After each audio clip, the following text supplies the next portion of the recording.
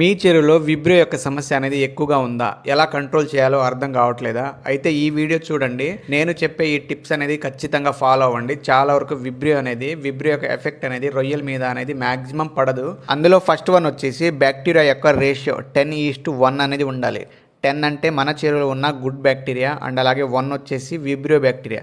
So Vibrio bacteria 1 ఉండాలి and అలాగే మనకి యూజ్ అయ్యే బ్యాక్టీరియా వచ్చేసి 10 ఉండాలి. మన చెరువులో బ్యాక్టీరియా యొక్క రేషియో అనేది మెయింటైన్ చేసినట్టయితే మ్యాక్సిమం ఈ విబ్రియో యొక్క ఎఫెక్ట్ అనేది రొయ్యల మీద ఉండదు. సో దీన్ని ఎలా మెయింటైన్ చేయాలంటే మీరు ప్రతి 3 రోజులకి ఒకసారి ప్రోబయోటిక్ అండ్ అలాగే జాగరీ అప్లికేషన్ అనేది ఖచ్చితంగా చేయాలి ప్రతి 3 రోజులకు ఒకసారి.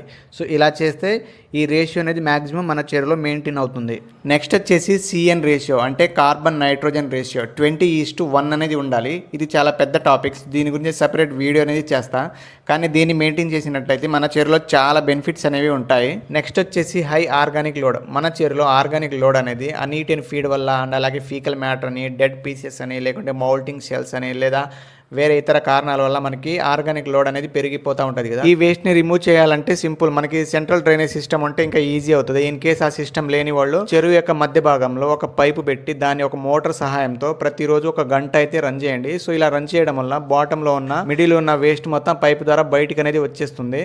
సో దాని తర్వాత వాటర్ ఎక్స్చేంజ్ అనేది తప్పకుండా చేసుకోవాలి. సో ఇలా చేసుకుంటే ఆర్గానిక్ లోడ్ అనేది చాలా వరకు తగ్గుతూ ఉంటుంది. నెక్స్ట్ వచ్చేసి రొయ్యను యాక్టివ్గా ఉంచాలి. యాక్టివ్గా అంటే ఇమ్యూనిటీ అనేది డ్రాప్ అవ్వకుండా చూసుకోవాలి. సో డ్రాప్ అవ్వకుండా చూసుకోవాలంటే మనం ప్రతిరోజు మేతలో అమైనో యాసిడ్స్ అని, ఆర్గానిక్ యాసిడ్స్ అని, లేకుంటే జాగరీ కానీ, ఈస్ట్ కానీ, గట్ ప్రోబయోటిక్స్ కానీ ఇవి ఖచ్చితంగా మనం మేతలో కలిపి ఇస్తూ ఉండాలి. దీనివల్ల రొయ్య అనేది చాలా ఎఫెక్టివ్గా, చాలా స్ట్రాంగ్గా ఉంటుంది దాని యొక్క ఇమ్యూనిటీ అనేది. ఇన్ కేసు ఏదైనా బ్యాక్టీరియా దానికి అటాక్ చేసినా దాన్ని ఎదుర్కోవడానికి దాని దగ్గర ఇమ్యూనిటీ ఉంటుంది కాబట్టి అంత ఈజీగా వీక్ అనేది అవ్వదు, స్ట్రెస్ అనేది అవ్వదు.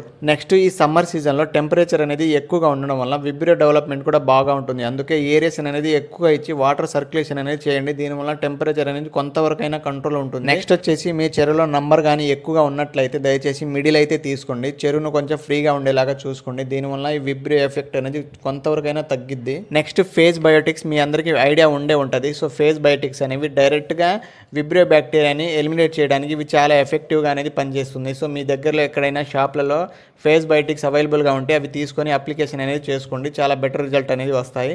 అండ్ అలాగే వాటర్ క్వాలిటీ పారామీటర్స్, దాంతోపాటు ఫీడ్ మేనేజ్మెంట్ అనేది చాలా స్ట్రిక్ట్గా ఫాలో అవ్వండి.